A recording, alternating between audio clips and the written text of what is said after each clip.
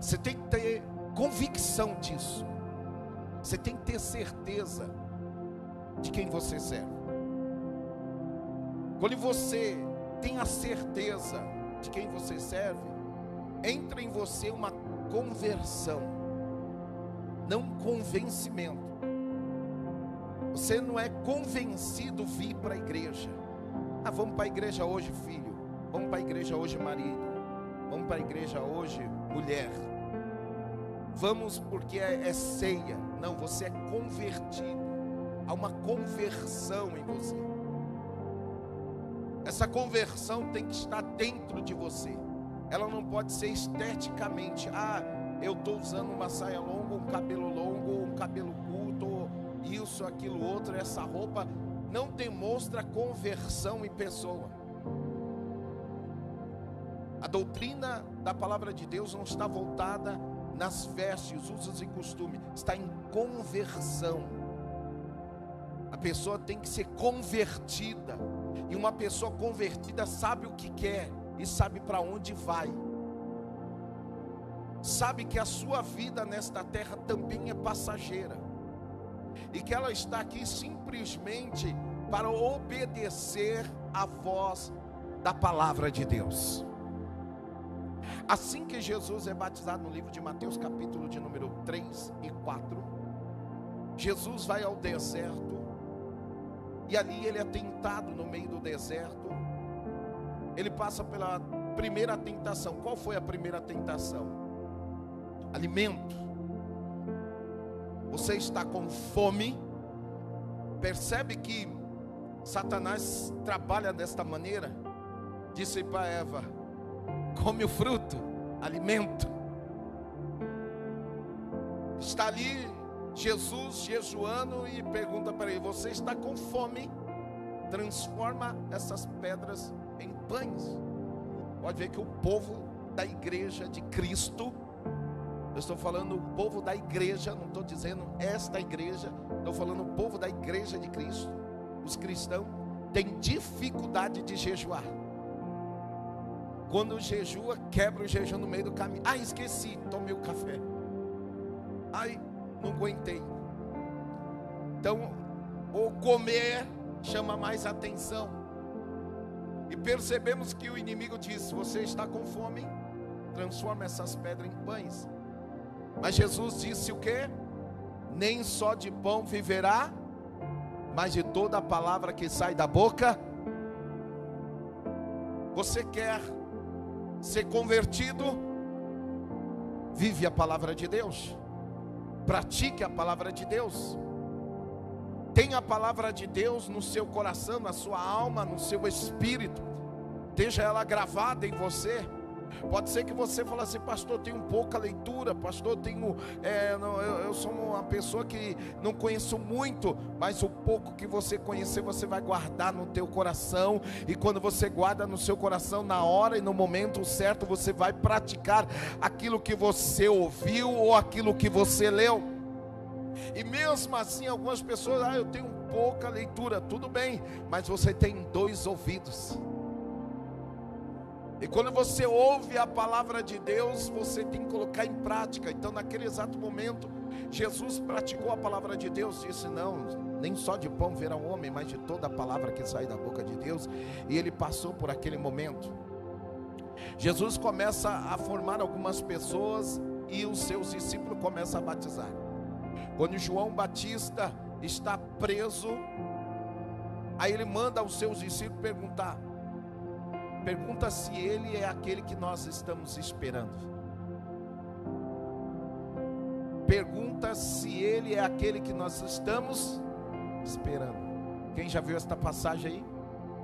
Mas por que João Batista está preso? E ele manda os seus discípulos perguntar se Jesus é aquele que estava esperando, o Messias.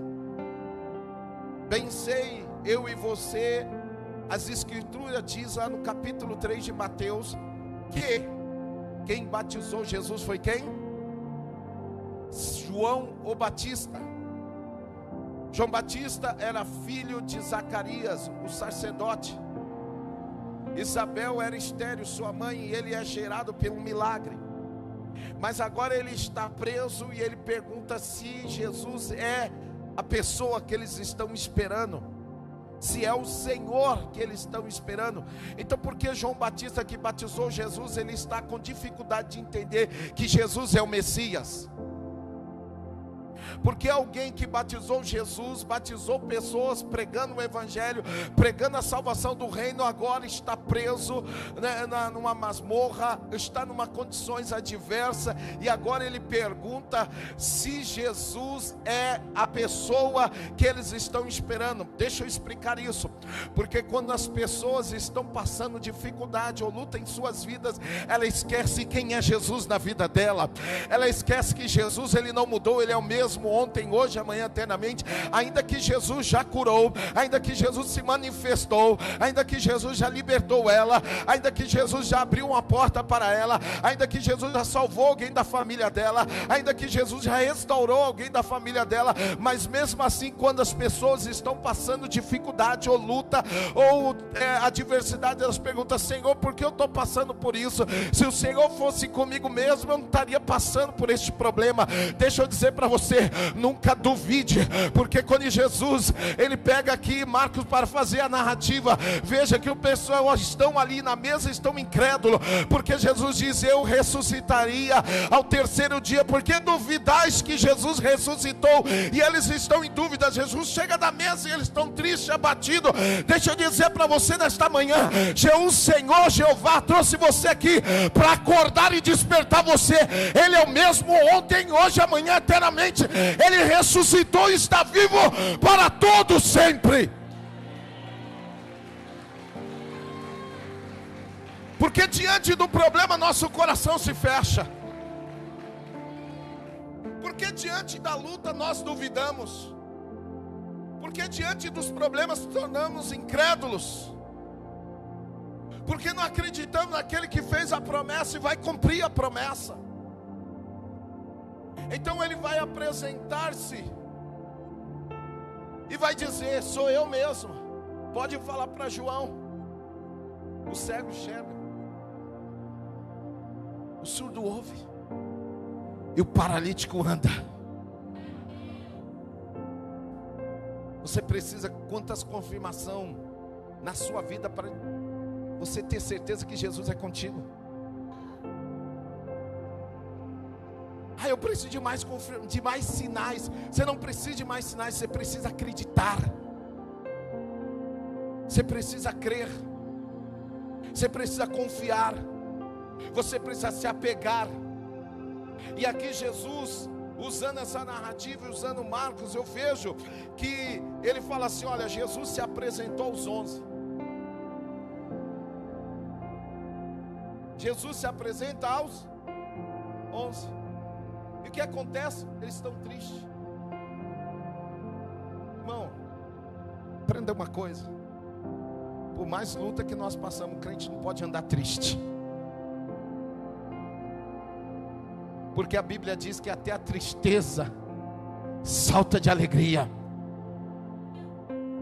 Ah, pastor, estou passando tanta luta. A luta não é para te derrubar, é para te fortalecer. O deserto não foi para matar Jesus, foi para ele ter experiência. A palavra do Senhor nos menciona que aí ele vai fazer essa narrativa, vai dizer: olha, Jesus se apresenta, mas ele não está lá. Marcos não está lá. Ele vai escrever isso no ano 64. Ele vai escrever em Roma. Jesus já tinha ressuscitado, já tinha passado, ele já é um moço agora. E agora nós percebemos que a palavra do Senhor nos menciona que ele está lá, mas ele não é um dos 11. Ele está lá e faz a narrativa e diz assim: olha, e vi ele sentado à mesa, e a incredulidade e a dureza de coração, porque não acreditaram que foram falado que Jesus ressuscitara dentre os mortos. Não acreditaram. Sabe o que acontece na nossa caminhada? É que a gente começa a duvidar demais. A gente duvida do que Deus pode fazer ou realizar em nossas vidas. Nós olhamos as condições, os problemas da vida e olhamos e falamos assim: acho que não tem jeito, não tem mais solução, isso aí não vai mudar, essa não vai mudar, aquele não vai mudar. o céu não vai se abrir mais. Só abriu uma vez. O céu não vai se abrir para mim. Parece que a nuvem está sobre a minha cabeça andando. Irmão, muitas vezes, eu vou dizer uma coisa para você. A gente se torna no personagem de Chaves. Já viu Chaves? Ele passou o resto da vida dele dentro daquele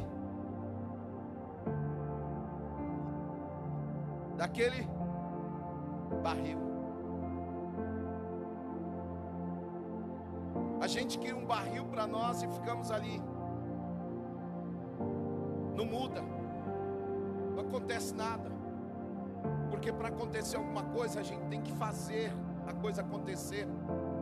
Mas como? Se é Deus que faz? Não, Deus faz a sua parte, que eu vou fazer a minha. Porque Mateus 9:20 diz que uma mulher sai de casa determinada: se eu tocar nele, eu vou ser curada.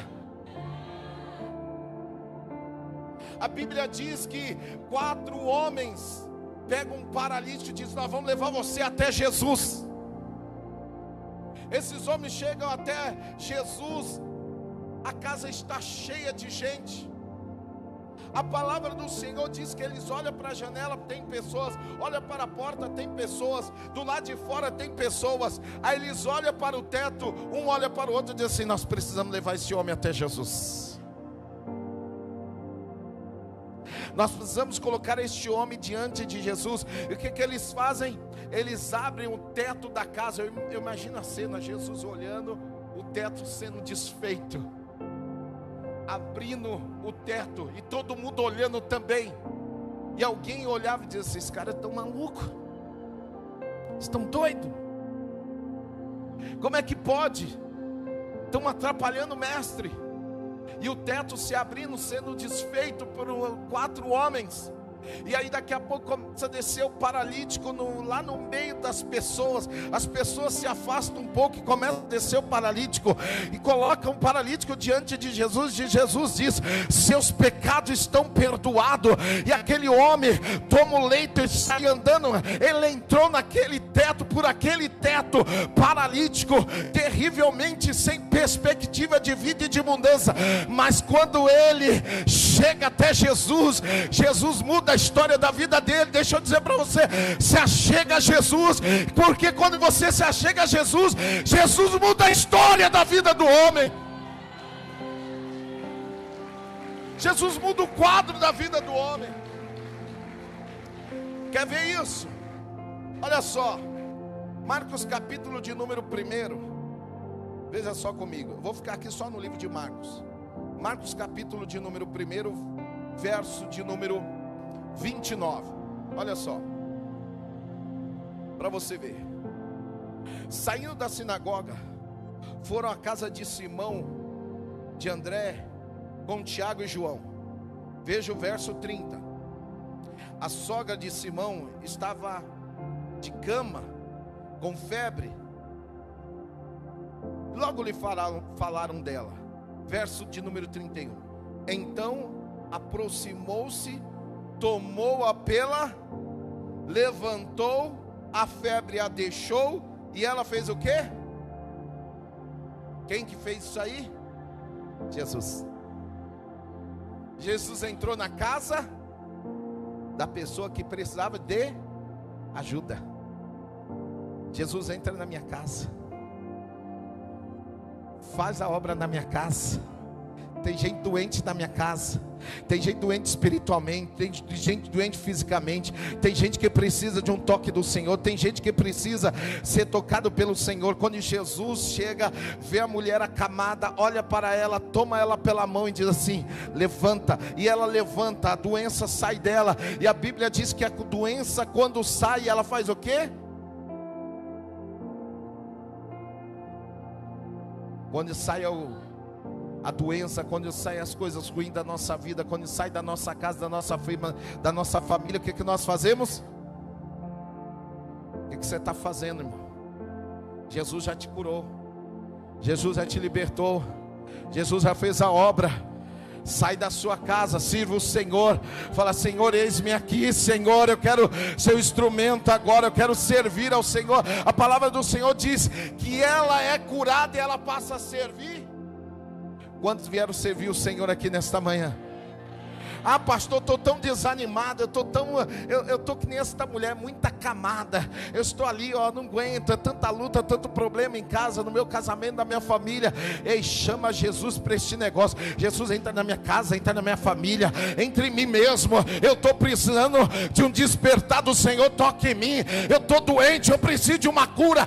Se você está doente, Jesus é aquele que cura a alma e o espírito. Toque em mim, Jesus. Toque em mim, Jesus. Toca em mim, Jesus. Eu preciso, quando eu estiver passando luta, dificuldade, problema, diz: toque em mim, Jesus. Talvez aquela mulher estava dizendo: eu preciso de um toque de Jesus, porque ela era sogra de Pedro, ela sabia que Jesus era poderoso para fazer o milagre, mas ela está acamada, mas ela está na cama dizendo: toque em mim, Jesus. Eu estou passando tanta luta, pastor, toque em mim, Jesus. Eu estou com os pensamentos malignos, toque em mim, Jesus. Meu coração está triste, toque em mim, Jesus. Este mal vai sair da minha vida, esse duplo pensamento vai sair da minha vida, essa situação vai sair da minha vida. Toque em mim, Jesus. Eu preciso do teu toque. Eu preciso de ser tocado pelo Senhor. Sabe o que acontece? A gente começa a murmurar, reclamar, em vez de dizer: Senhor, toca em mim, eu sou o problema, é eu que preciso de cura, é eu que preciso me colocar sobre meus pés, me levantar.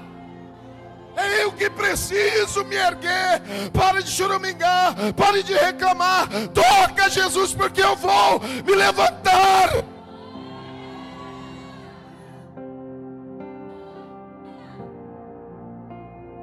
Ela é tocada por Jesus,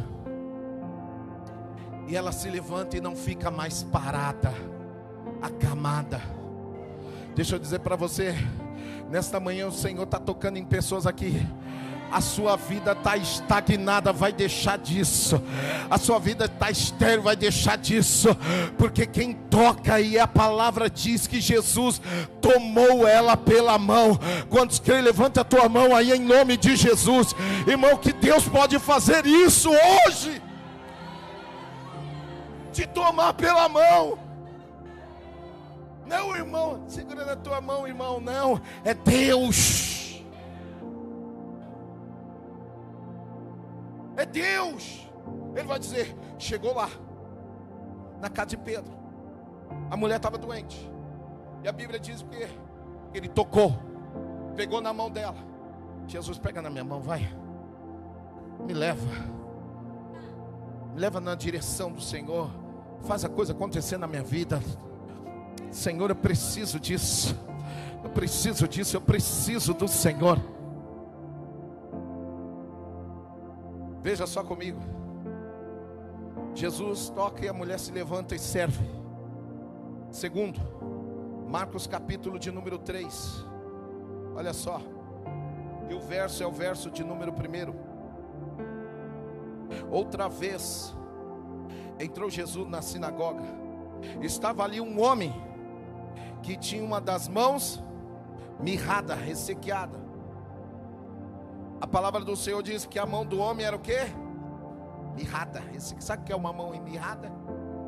Atrofiada. Uma mão que não se pode mover. Está morta. Mão morta. Diga: mão morta. Pastor, sou eu. Eu estou com uma mão morta. Estou vindo para a igreja só pela misericórdia. Estou com a minha vida assim espiritual abalada, a minha fé abalada, estou com uma mão morta. Mas o Senhor te trouxe aqui nesta manhã. O Senhor te trouxe aqui nessa manhã. O homem tinha a mão ressequeada, a mão morta, a mão de trabalho, a mão que não produzia mais nada, porque era uma mão ressequeada. E a palavra do Senhor diz aqui, olha só comigo no verso de número 5. Diz: irado olhou para os que estavam em sua volta ao redor, e profundamente triste pela dureza do coração por causa do coração do homem. Quem estava incrédulo ali? Quem estava com o coração duro? Quem estava duvidando? Quem não acreditava?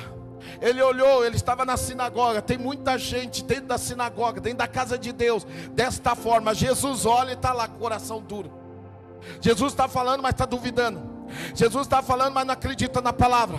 Jesus está falando e fala assim: serve para os outros, mas não serve para mim. Jesus está falando e está duvidando de tudo. Ah, mas não é assim que funciona, pastor, porque na minha casa é outra coisa. Meu marido parece ser convertido, mas não é convertido. Meu filho parece ser convertido, mas não é convertido. Mas você é. Se você for, você fará a diferença. Pastor, a coisa está terrível, a coisa está estreita para mim. Ah, eu estou com a mão ressequada mesmo, eu estou triste, estou abatida, não tenho mais força, não tenho mais ânimo. Mas a palavra do Senhor diz que o problema estava na dureza do coração deles, mas Jesus estava lá, e aonde Jesus está, alguma coisa acontece. E diz a palavra do Senhor que Jesus mandou aquele homem estender a mão. Estava ali irado, e a Bíblia diz porque Jesus olhou ao redor em redor dele, viu a profundeza ali do que estava acontecendo, e ele ficou triste pela dureza do coração deles, e disse ao homem que estava lá, e disse: estende a tua mão. E ele estendeu a mão, e quando ele estendeu a mão, o Senhor restaurou a sua mão por completo. Ah, deixa eu dizer para você, estende a tua mão aí, meu irmão, em nome de Jesus. Jesus quer restaurar o teu casamento, Jesus quer restaurar a tua vida, é por completo. Jesus quer fazer a obra por completo. O homem da mão ressequiada chegou e olhou para Jesus: será que vai acontecer alguma coisa na minha vida? Jesus diz: estende a sua mão. Estende. Sabe o que acontece? Jesus manda a gente levantar a mão e profetizar. Ezequiel de número 37 diz que o Senhor chama Ezequiel e diz: o que você está vendo? O que ele diz que está vendo? O que ele diz que está vendo? Sequíssimos. Mas aí o Senhor chama ele de canto e diz: profetiza. Profetiza. Pastor, parece que o ano vai fechar para mim. Não vai não, em nome de Jesus, profetiza. Estende a sua mão sobre a tua casa, vai profetizando, vai profetizando, vai abençoando o canto da casa, abençoa a roupa do marido, abençoa a roupa dos filhos, vai libertar do narguile, vai libertar das drogas, vai libertar da bebida. Eu profetizo, a palavra Jesus, o Senhor está na minha casa. Eu profetizo libertação, eu profetizo cura, eu profetizo. Alguém vai dizer na tua casa: tá maluca mulher, tá maluco menino, tá maluco? Não, eu estou profetizando, o que não aconteceu vai acontecer. Levanta a tua mão na tua casa e profetiza. Levanta as tuas mãos e profetiza. A Bíblia diz que o Senhor falou: estica a mão aí. Os outros podem duvidar, mas você não duvida. Sabe o que acontece? Sabe por que ele esticou a mão? Porque os outros estavam duvidando, mas ele não estava duvidando do que Deus estava falando com ele. O vizinho aí do lado, a vizinha de trás, o irmão que está do seu lado, a irmã que está do seu lado, obreiro ou pessoa pode duvidar. Fala: irmã, ô irmão. Mas você não pode duvidar quando Jesus fala com você. Você não pode duvidar da provisão de Deus na sua vida. Os outros podem duvidar, você não. Você tem que acreditar. Não acredito, pastor. Vai passar a acreditar, vai passar a crer. E aquele homem creu e estendeu as mãos. Quer ver outra coisa? Veja só comigo, Marcos capítulo de número 5. Vamos passear aqui no Evangelho de Marcos. Esse jovem garoto que começou a ouvir falar de Jesus, teve um encontro com Jesus, foi discipulado por Pedro, era sobrinho de Barnabé. A palavra do Senhor diz que a sua casa, no livro de Atos dos Apóstolos, capítulo de número 12, que a sua casa era casa de oração.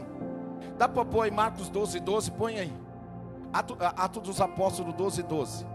A sua casa é casa de oração. Irmão, Sua casa tem que ser casa de oração. Jesus chega na casa dele, e fala assim: o que vocês estão fazendo na minha casa? Essa casa é casa de... Essa casa é casa de oração. Por isso que nós chegamos na igreja, nós dobramos os joelhos, nós oramos, nós falamos, nós choramos, nós falamos com Deus. Aí quando nós falamos com Deus, aí vem o louvor da adoração. E aí, depois do louvor que a gente manda para Jesus, vem Jesus falar com cada um de nós, mediante a sua palavra. Olha lá. Considerando ele nisto, foi a casa de Maria. Quem é essa Maria? Mãe de quem? De João. João, quem era o nome dele, o sobrenome? Marcos. Esse Marcos é esse Marcos que eu estou pregando para você. Onde muitos estavam reunidos, fazia o quê? Fofocava, mentia, falava mal dos outros. O que eles faziam na casa deles? O que você tem que fazer na sua casa? Falar mal do pastor, da igreja, de fulano, ciclano do seu serviço, do chefe. Eu não aguento mais aquele chefe. Do trabalho, reclamando, chega em casa. Sabe o que acontece? Faz da sua casa um campo minado, um campo de guerra. Só chega em casa para desbravar o inimigo dentro de casa. Eu não aguento mais essa casa, eu não aguento mais isso aqui. Vocês não me ajudam em nada, vocês não fazem nada. Ei, faz da sua casa uma casa de oração. Eu vou orar e essa situação vai mudar aqui. Eu vou orar, Senhor. Você já assistiu o filme A Forja? Quem já assistiu aí? Senhor, toca no meu filho. Menino, arruma um emprego. Toca no meu filho, Jesus. Chamou as irmãs, vamos orar.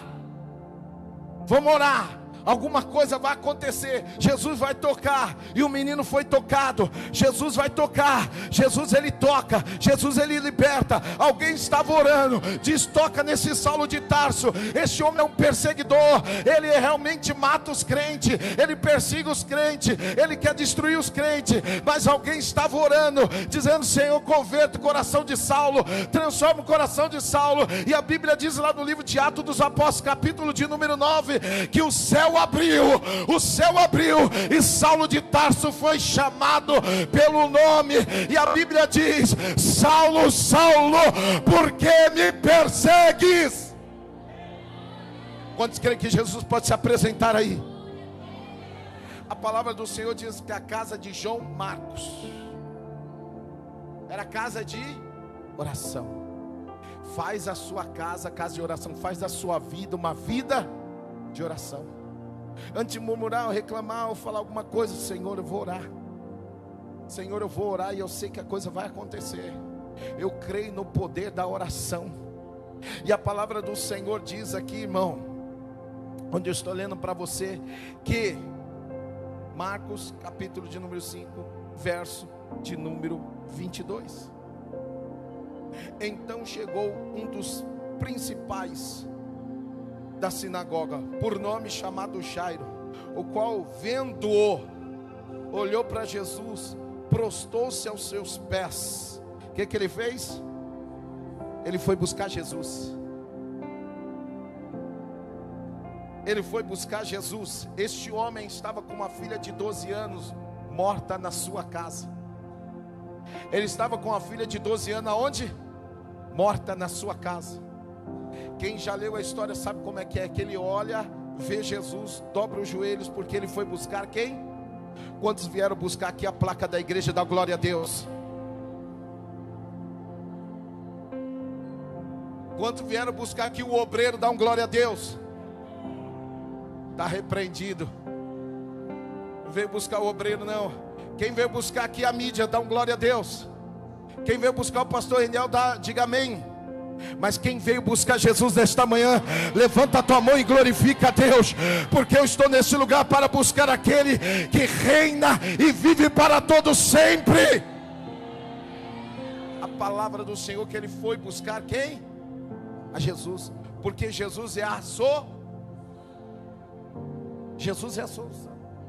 A gente vai buscar, quem sabe fulano me arruma um emprego, quem sabe fulano me ajuda. Quem ajuda?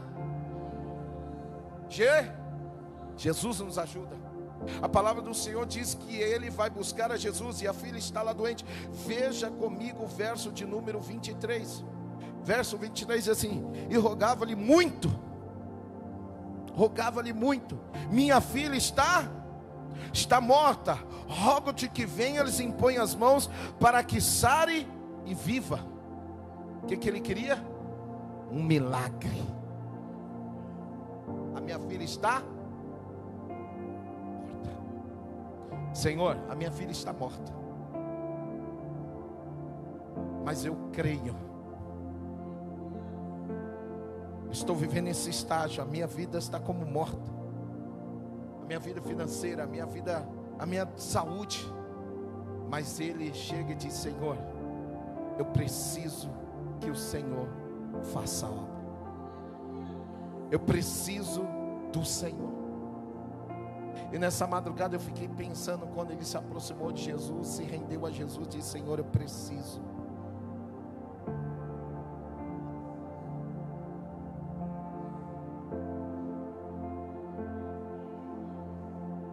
Eu preciso da sua ajuda. Sabe qual é o nosso problema, irmão? Que a gente acaba saindo, se desviando, reclamando, em vez da gente dobrar o joelho e dizer: Senhor, eu preciso. A Bíblia diz que ele se prostra. Jesus está aqui, ele dobra o joelho e diz: Senhor, eu preciso da tua ajuda. Minha filha está lá em casa,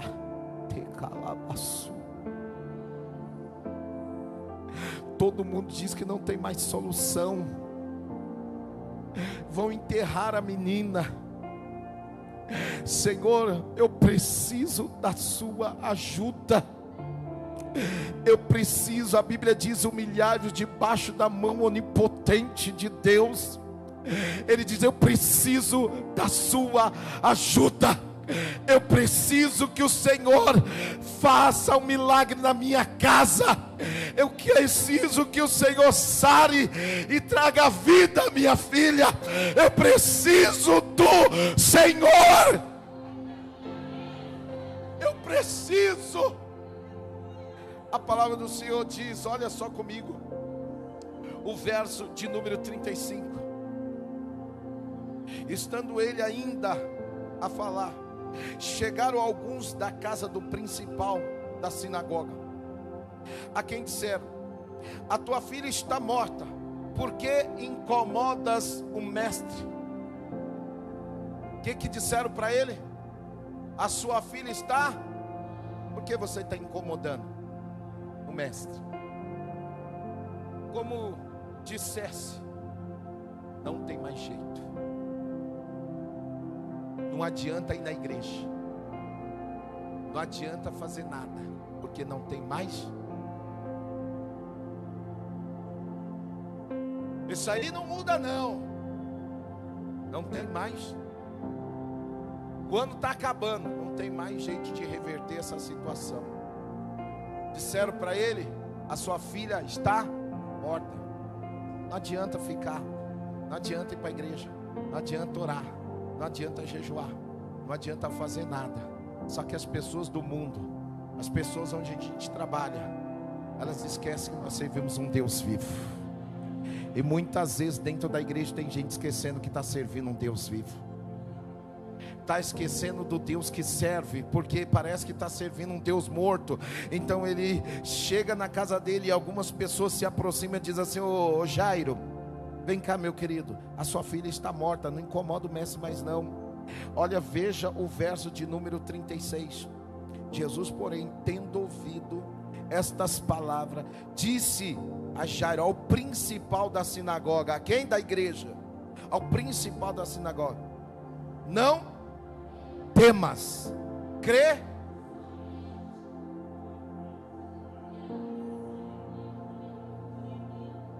Primeiro ele disse: não fique com medo. Deus te trouxe aqui nesta manhã de perto ou de longe, para dizer para você: não fique com medo, não tenha medo, vai dar certo. Jesus estava dizendo para ele: não é os outros, sou eu. Não é o que os outros dizem, sou eu que estou dizendo.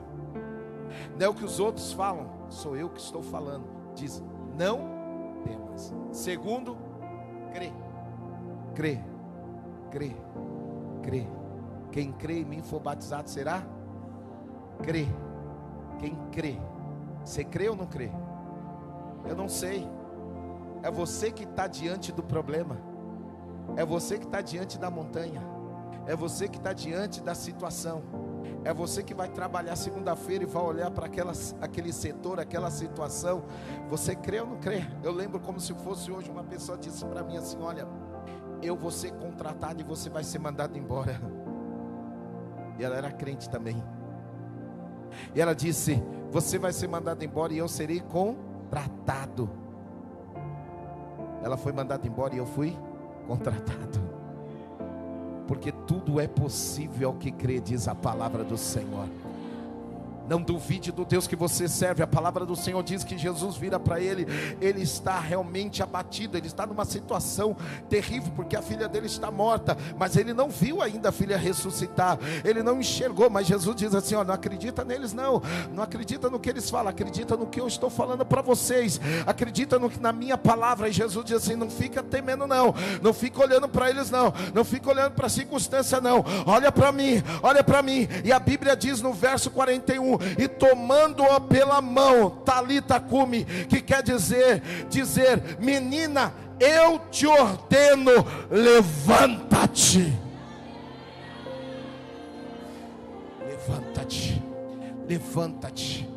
Levanta a sua cabeça, levanta, se coloca de pé, se levanta. Pastor, está difícil, se coloca de pé, levanta a sua cabeça, profetiza, determina: não, na minha vida vai ser diferente, na minha casa vai ser diferente, essa semana vai ser diferente, este mês vai ser diferente, eu estou determinado para isso.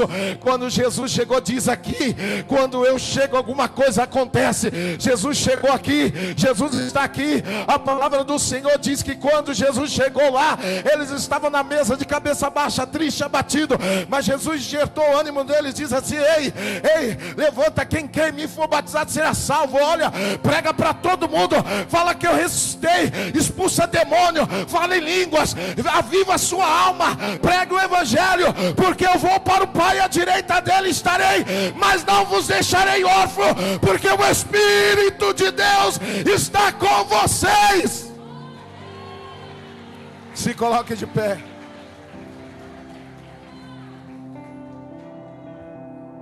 Levanta.